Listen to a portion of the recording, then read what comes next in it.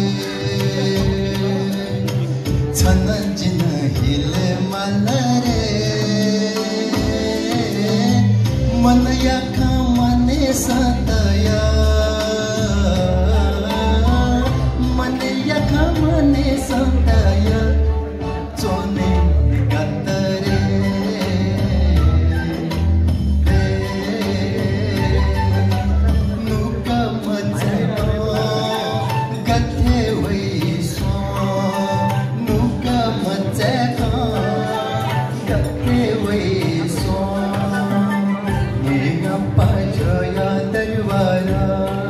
सादरे हाना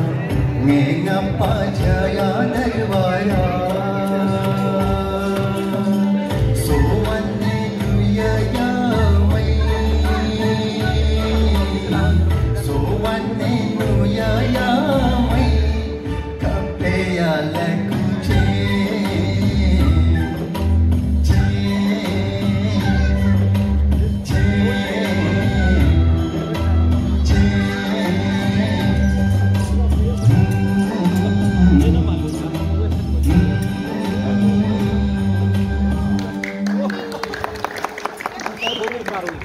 me हा दाइले 6 बिजन दिएछ नि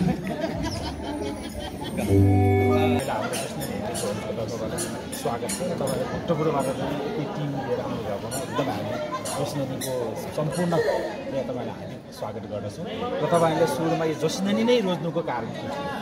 हो सर जोस्ननी भने अब नेवारी भोज भनेको त हाम्रो गर्ने भोज हामीले आफै पनि गरिरहेका छौँ खाइ पनि रहेका छौँ तर पनि अब यहाँको टेस्ट कस्तो छ त्यही भएर अब परिकार फरक फरक हुनसक्छ माछा त्यति पनि छ त्यही पनि अब यहाँ चाहिँ खाना कस्तो छ स्वाद कस्तो छ भन्नको लागि हामी चाहिँ यहाँ सबै आज साथीहरूसँग तर अहिले आज जुन खाएकोमा चाहिँ हामीले चाहिँ स्वाद चाहिँ ठिकै छ हामी नेवारी परिकार अनुसार सबै टेस्ट हामीलाई चाहिँ मिठो लाग्यो राम्रो लाग्यो तर जुन भोजको अहिले चाहिँ एउटा हामी भोजको एउटा पका राख्ने हाम्रो सिस्टम छ हामी भक्तपुरमा हामी आफै पनि एउटा भोज म आफै पनि त्यहाँ भोज गर्छु त्यसमा हामीले चाहिँ पका राख्ने सिस्टम हामी मिलाएर गरिरहेको छ जस्तो पहिला हामी गेरागुरी मासु होइन अनि त्यो लेन्चना गोर्बा यसो राखेर पछि फेरि गेरागुरी फेरि मासु त्यसरी हामीले सिस्टम लास्टमा पाउन तरकारी अनि दही साफसुग्घर राखेर हामी गरिरहेको छौँ तर अब आज चाहिँ हामीले तपाईँको पनि आफ्नै सिस्टम छ होला त्यही भएर हामी अलिकति यसमा चाहिँ हामी दोहोऱ्याउनु छ र यहाँ चाहिँ फरक त्यो त हाम्रो नेवारीको चाड अनुसार अब यसमा चाहिँ जुन सबैजना आउनुभएको छ करिब 100 जना छ होइन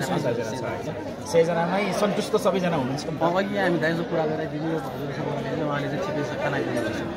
बाँकीहरूलाई तपाईँले के सन्देश दिनुहुन्छ अब हामी यहाँ खाएर आएको छ र कसैले हामीले त्यसो सोध्यो भने हामी चाहिँ अब राम्रो छ तपाईँ यसो टेस्ट गर्नलाई जानु अब यो भनेको हामी टेस्ट गर्ने हो कस्तो छ के छ आफ्नो कसैलाई फेरि चाहिँ अब अलिक कसैलाई पिरो छ कसैलाई नुन कम चाहिएन त्यो त आफ्नो ठाउँमा छ तर पनि जुन हामीले खाएको समग्र हिसाबमा हामी मिठो छ राम्रो लाग्छ तपाईँले चाहिँ हामी जुन जोस्ननी छ जुन तपाईँले चाहिँ पछाडि चाहिँ हाम्रो घर छ 150 वर्ष पुरानो हो नेवारी मौलिक घरलाई बचाउनको लागि हामी चाहिँ यो जोस्ननीले प्रफिटै खान्छौँ भनेर हामीले गरेको घर त बचाउनु पर्यो नि के हिसाबले नेवारी संस्कारमा हराइसकेको चलनलाई हामीले चाहिँ फेरि अहिले चाहिँ बजारमा ल्याएको छ धेरै राम्रो 84 व्यञ्जन ल्यायौँ त्यसो ठ्याबो ल्यायौँ होइन अब फेरि यो वैशाखमा ठ्याबो गर्दैछौँ ठ्याबोमा त्रिखुटीहरू चाहिँ किन राखिन्छ ठ्याबोमा 84 व्यञ्जनै राख्नु कारण के हो के छ त्यो सबै हाम्रो राख्छौँ होइन हस् तपाईँलाई चाहिँ एकदम धेरै धेरै धन्यवाद तपाईँको शुभ नाम पनि र परिचय पनि मेरो परमानन्द बजार छ अरे भक्तपुर पार्वती अब हाम्रो आएर तपाईँले चाहिँ यहाँ भोज खान आउनुभयो एकदमै हामी जोस्ननीको टिमबाट तपाईँले सम्पूर्णलाई चाहिँ स्वागत गर्न चाहन्छु र सुरुमा भक्तपुरदेखि लिएर नेवारी भोजै खानुपर्छ भने जुन जोस्ननीमा त्रिपुरी जोस्ननीमा आउँछ जोस्ननी रोज्नुको कारण के थियो तपाईँलाई पहिला पनि धेरै छ हाम्रो नेवार परम्परामा अब पछि आएर जुन सुहाउनु भने सबै हालेर गयो सबै कुकहरू थियो अब कुकहरूको खाना अगाडि बेलाको बेलामा अहिले तपाईँको यो जुन हाम्रो पहिलाको छ नि परम्परा अनुसार हामी पनि अब अहिले त भन्यो बिहान आएर भन्नुभयो मगरी तौरमा अलिकति हिजो चलाइराखेको भयो पहिला सकेन तर यो त्यसमा पनि तपाईँहरू चाहिँ आफैले अब ब्याङ्केट चलाइराख्नु भएको छ नेवारी भोजै गरिराख्नु भएको छ होइन भक्तपुरको नेवारी भोज र यो जुन हामी विभिन्न जोस्ननीले गरेको नेवारी भोज के तर्क पाउनुभयो र के स्वाद चाहिँ फरक नै फरक अब भक्तपुरको चाहिँ शब्द र यहाँ अलिकति अब हामी यहाँ खाना के गरेर सबै अब हामी संज्ञामा भन्छौँ तर यहाँ तपाईँहरू चाहिँ पालु टहले भन्छ अरूको यसरी चाहिँ स्वाद फरक हुन्छ त्यस पनि अरू पनि क्या फरक छ तर स्वरमा पनि तपाईँहरूको अलिकति चाहिँ धेरै व्यवसाय अहिलेको हिसाबले बनाएको छ पहिला चाहिँ किलो दिएको छ अहिलेको हिसाबले त्यति मसलाहरू चाहिँ धेरै नराखेर अहिले तपाईँ हामीले चाहिँ सबैमा एकदमै कभर गरेर गर्नुभएको तपाईँले अब बाँकीहरूलाई चाहिँ कसरी सन्देश दिनुहुन्छ म कारण हामी चाहिँ भाइहरू भाइदाहरूसँग पनि कुरा गरेँ भोलि पर्सि कुनै यसो चाहिँ यस्तै हाम्रो पनि चाहिँ यो जनाको चाहिँ सङ्ख्याको चाहिँ प्रोग्राम गर्नु पऱ्यो भने कि तपाईँ टिम ल्याएर पनि बोलाएर चाहिँ गर्नु पर्दा एक दुईजना भाइ गर्दा यो पनि त्यहाँ भनिरहेको छ कि चार हस् थ्याङ्क यू तपाईँको अमूल्य समय दिनुभयो डिएन टेलर्सका के पार्नु बजाचार्य डिएन टेलर्स धर्म तपाईँलाई चाहिँ धेरै धेरै स्वागत छ भक्तपुरदेखि लिएर यहाँ भोजमा आउनुभयो सुरुमा हामी तपाईँसँग पनि हामी पहिला गइरहेको थियौँ तपाईँले जोसिनानी नै भक्तपुरदेखि लिएर आएर यो नेवारी भोज खुवाउनु धेरै ठाउँमा छ होइन त्यसमा चाहिँ किर्तिपुरको एउटा जोसिनानी रोज्नुको कारण के नमस्कार सरोदाईलाई पनि अनि पनि खास हाम्रो यो 21 गते मोबिलाइजेसन प्रोग्राम कहीँ न कहीँ गर्ने हुन त अस्ति 17 गते शनिबार नै गर्ने भन्ने योजना रहेको थियो 17 गते अहिले भोजको समय भएको 21 गते हामीले नियमित रूपमा गर्दै आएको प्रत्येक 21 गते आएकोलाई यो 21 गते आज शनिबार नपारिकन बुधबार तपाईँलाई पनि खाली होला भनेर हामीले ठाउँ रोज्यौँ ठाउँ रोज्नुको मुख्य कारण चाहिँ हामीले फेसबुकमा जोसिनीको एउटा साइट फेसबुकमा आइरहन्थ्यो त्यो जोसिनीमा मुख्यतः यो 84 व्यञ्जनको भोजले मतलब के भन्ने यहाँसम्म तान्न सहयोग गरेको हो अनि हामीले यो भोज त अब हिजो अस्ति डिनर त अब दिनका दिनै छ यसपालिको जति भोज त कहिले पनि भएको थियो फागुनमा 20 जनवरी भोज खाइयो होला केही माघमा अहिले फागुनमा पनि लगभग अहिले 21, 22, 23, 26, 27 सम्मै भोज छ यस्तो अवस्थामा पनि अब यो भोज जुन हाम्रो नेवारी परम्पराको लोकल हाम्रो परम्परादेखि चलिआएको भोज सुकुभे अझ भनौँ न यो चिउरा मासु यसमा विभिन्न जुन परिकारहरू आउँछ हाम्रो 84 व्यञ्जनमध्ये हामी कहाँ आजको भोजन यदि थिएन होला तैपनि हामीले 84 व्यञ्जन पनि गर्ने कि भन्ने विचारको थियो तपाईँहरूको प्राइस पनि सोधेर 2000 पर प्लेटको होइन भनौँ 2 जना खान मिल्ने अनि 2 जनासम्म सम्मिलित हुन पाउने भनेर भनेको थियो र त्यसो गर्दाखेरि 2 जना बसेर खान त्यति नमजा हुने भएकोले हामी सबै 100 जना 110 जना जति हुन्थ्यो त्योलाई सुकुभे अझ मेज पनि राखिदिन्छु भन्नुभएको तपाईँहरूले र मेज भन्दा पनि यो नेवारी परम्पराको भोज सुकुनमा बसेर खान मजा आउँछ भनेर अनि सुकुनमा खुवाउने भनेको हामीले जोसिना नै अब किर्तिपुर त आइरहेको ठाउँ हो सिलेन्सो बिहार हाम्रो भक्तपुरका धेरै आफन्तहरू पनि छन् तैपनि अब जोसिना नि हामी नेवार परम्परामा नेवारहरूले नै यो कम्युनिटीले जुन बनाइराखेको गरिराखेको यो रेस्टुरेन्ट अथवा हेरिटेज होम भनेर भनेको छ त्यसमा आउन पाउन हामीलाई गर्व लागेको छ यो तपाईँहरूको यो काम अनन्तकालसम्म रहिरहोस् भन्ने शुभकामना व्यक्त गरेको छ धन्यवाद।